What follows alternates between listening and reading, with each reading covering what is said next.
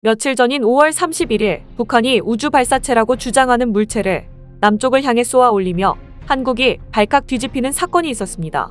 북한이 오래전부터 발사를 예고했던 정찰위성이 알려졌던 일정보다 앞당겨 급작스럽게 발사한 것인데요. 하지만 이 발사체는 서해 백령도 쪽 먼 상공을 통과해서 지나가다 2단 엔진 시동 비정상으로 인해 추진력을 상실하면서 결국 서해에 떨어져 최종적으로 발사에 실패했습니다. 이례적으로 북한은 발사 시 사고가 있었다며 사실상 실패를 인정했고 우리 군은 발사체 일부로 추정되는 물체를 인양해 공개했습니다. 그런데 이번에 북한이 발사 실패한 정찰위성이 지난주 우리가 발사한 누리호 3차 발사에 분노해 쏜 것이 아니고 사실 한국의 엘셈을 타겟으로 했다는 내용이 밝혀져 관심을 모으고 있습니다. 바로 전날 국방과학연구소는 엘셈 종합유도 비행시험 전체 과정을 처음으로 공개했는데요. 첫 공개 요격 시험을 보기 위해 안흥시험장의 모인 군 관계를 비롯해 언론 등 많은 사람들은 엘셈의 놀라운 성능에 감탄할 수밖에 없었습니다. 현장에서 어떤 일이 벌어진 것인지 실제 요격 영상과 함께 관련 내용을 자세히 살펴보겠습니다. 지난주 누리호 3차 발사가 성공적으로 끝났습니다.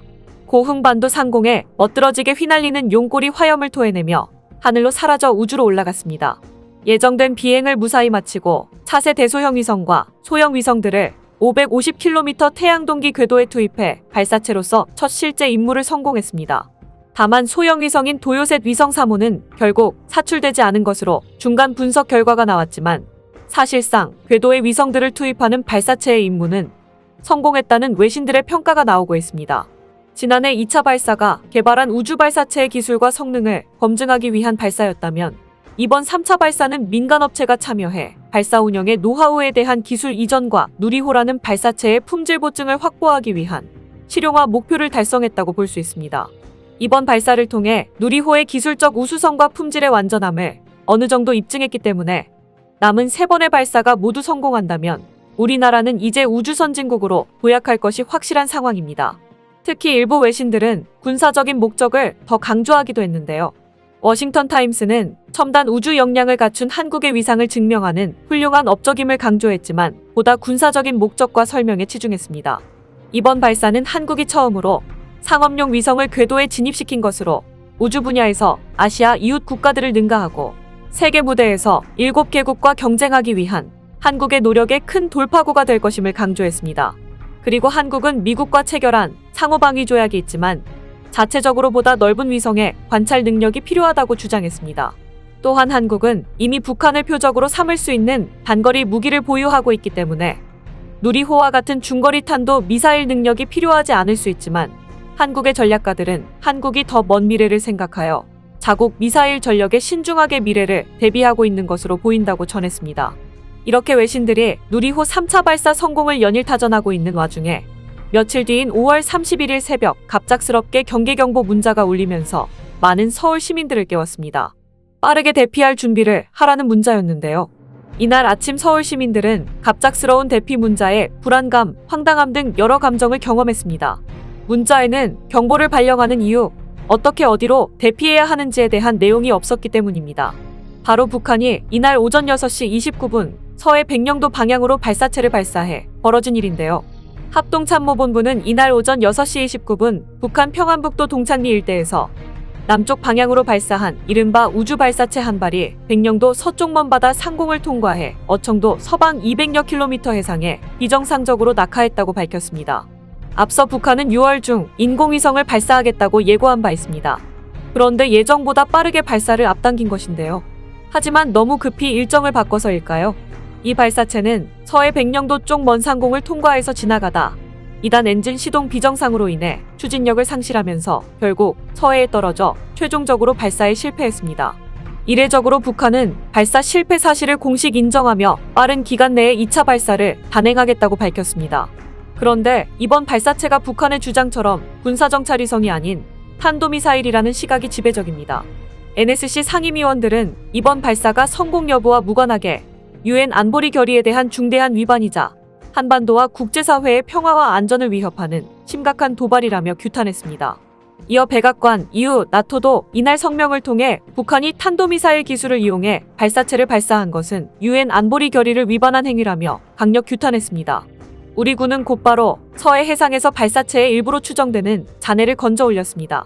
군은 점검문 13이라는 붉은 한글 글씨가 적혀있는 속이 비어있는 원통형 모양의 추진제 탱크를 수거했습니다. 이와 관련해 전문가들은 일단의 추진제 탱크로 추정했습니다. 주요 구성품이 추가로 인양될 경우 북한의 감시정찰 역량과 발사체 기술이 어느 정도 수준에 도달했는지 파악할 수 있는 근거가 될 수 있습니다. 만약 엔진까지 찾아 인양하면 엔진 성능, 부품 목록 등 북한의 전반적 기술 수준을 파악할 수 있는 절호의 기회이기 때문입니다. 그런데 특히 군이 잔해물을 인양한 서해 어청도 서쪽 200여 킬로미터 해상에 주목할 필요가 있습니다. 이 부근은 한국형 사드로 불리는 LSAM의 요격 시험이 진행되는 어청도 인근 해역에 가깝기 때문입니다. 북한이 발사하기 바로 전날인 30일 국방과학연구소는 충남 태안의 안흥종합시험센터에서 장거리 지대 공유도무기 LSAM 요격 시험 전체 과정을 처음으로 언론에 공개했습니다. 이번 시험은 북한 탄도미사일을 모사한 표적탄을 탐지 추적하고 목표 고도에서 실제 요격하는 실전 방식으로 진행됐습니다. 발사.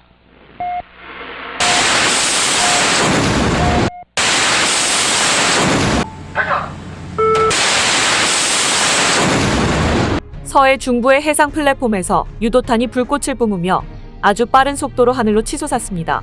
일단 추진체를 떨어뜨린 미사일은 더 높이 올라가선 2단까지 아래로 내려보냈습니다. 강한 힘으로 짧은 시간 안에 고고도로 올라가려면 이 같은 다단 추진이 필요합니다. 추진체로부터 자유로워진 직격 비행체는 수십 킬로미터 상공에서 적외선 시커로 가상 미사일인 표적탄을 찾았습니다. 이 표적탄은 200킬로미터 남쪽에서 먼저 발사됐는데요. 직격체는 전후좌우 자세와 위치를 바꾸며 날아갔더니 곧 바로 명중했습니다. 야! 환호성이 박수 소리와 함께 들렸습니다. 지켜보던 국방부 장관, 국방과학연구소 소장, 방위사업청장과 국과연 관계자들의 얼굴엔 웃음꽃이 폈습니다. LSAM은 탄도미사일을 요격하는 장거리 지대 공유도 무기로 한국이 독자 개발한 미사일 방어체계입니다. 2014년 개발을 시작했고 지난해 11월 첫 시험 발사에 성공했습니다. 이번에 벌써 네 번째 시험 발사에서 목표로 설정된 고도에서 표적탄의 추진기관을 정확히 요격해 격파를 성공하면서 개발 마지막 단계를 거의 끝낸 것입니다. 이런 성능을 가진 유사무기를 개발한 국가는 미국과 이스라엘에 이어 우리나라가 세 번째입니다. 국과연 관계자는 특히 탄도미사일을 탐지해 추적하는 시커와 직격 비행체를 만드는 기술이 LSAM의 핵심이라며 우리가 독자 개발한 세계적인 기술이라고 말했습니다. 사실 북한의 이번 발사는 LSAM을 대상으로 기획한 것으로 보고 있습니다. 발사한 경로를 볼 때 LSAM 실사격이 진행되는 부근을 지나면서 북한의 미사일 발사 능력을 과시하려는 목적이었을 겁니다. 그동안 북한이 우주 발사체와 장거리 탄도미사일을 수차례 발사하며 추진체 단분리와 유도 제어 기술 등에선 어느 정도 수준에 도달했다는 평가를 받아왔었는데요. 그러나 예상과 달리 이날 정찰 위성의 궤도 진입은커녕 2단 추진체 분리도 못하고 발사체가 추락했기 때문에 전문가들은 실패 원인을 두고 관심을 모으고 있습니다. 특히 국정원은 무리한 경로 변경을 발사 실패의 원인으로 꼽고 있습니다. 이번 만리경 1호 비행을 보면서 과거에는 1, 2단의 비행 경로가 일직선이었으나 이번 발사는 서쪽으로 치우친 경로를 설정하면서 동쪽으로 무리한 경로 변경을 시도하려다 기술적 문제가 발생했을 가능성이 있다고 밝혔습니다. 한국의 LSAM 개발이 거의 끝나가자 이를 대상으로 뭔가를 보여주려다 크게 망신을 당한 셈입니다. 한국은 이번 LSAM 실사격 성공에 따라 추가 신뢰성 검증 등 올해까지 시험 평가를 종료하고 내년까지 체계 개발을 끝내기로 했습니다. 2019년부터 시작된 체계 개발이 5년 만에 종료되면 양산 단계에 착수하게 되는데요. 향후 LSAM은 시험 평가를 거쳐 내년 개발 완료한 후 2025년 양산에 착수하여 전력화할 예정입니다. LSAM은 북한이 발사한 미사일이 정점 고도를 찍은 후 하강할 때 고도 50에서 60km에서 요격하는 상층 방어체계에 속하는 무기입니다. 만약 LSAM이 요격하지 못하는 미사일은 고도 40km 안팎에서 패트리엇 및 천궁2가 요격합니다. 군은 이런 다층 방어체계에 한국형 미사일 방어체계를 구축하고 있습니다. 이 체계가 구축되면 북한이 발사한 미사일을 상층과 하층에서 다층적으로 요격하는 확률이 더 높아지는데요. 시험 발사 현장을 참관한 이종섭 국방부 장관은 LSAM은 한국형 미사일 방어체계의 핵심 중 핵심이라며 강조했습니다. 그러면서 현재 4대에 버금가는 수준이고 패트리엇을 능가하는 수준인데 앞으로 LSAM 개량형까지 개발하면 미국 수준 못지않은 방어 체계를 갖추게 된다고 밝혔습니다.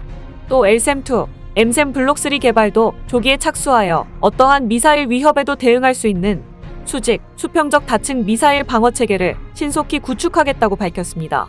이와 관련해 군은 LSAM보다 요격 고도가 높은 고고도 요격유도탄과 변칙 기동하는 활공단계의 미사일을 요격하는 요격유도탄을 각각 확보하는 LSAM 개량형 사업을 진행하고 있습니다.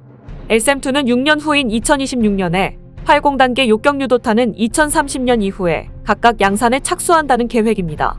이번 달부터 6개월 일정으로 이뤄지는 사업 타당성 조사가 끝나면 고고도 요격유도탄은 체계 개발에, 활공단계 요격유도탄은 탐색 개발에 각각 착수합니다. 이와 같이 한국은 개발 5년 만에 세계 최고의 기술을 만천하에 공개하며 세계를 깜짝 놀라게 했습니다. LSAM을 개발에 참여하고 고생하신 모든 분들이 자랑스럽고 감사할 따름입니다. 앞으로 한국의 기술로 모든 고도에서 미사일을 방어할 수 있는 미사일 방어 체계가 빠르게 완성되길 기대해 보겠습니다. 오늘 준비한 소식은 여기까지입니다. 댓글을 통한 여러분들의 많은 의견 기다리겠습니다. 시청해주셔서 감사합니다.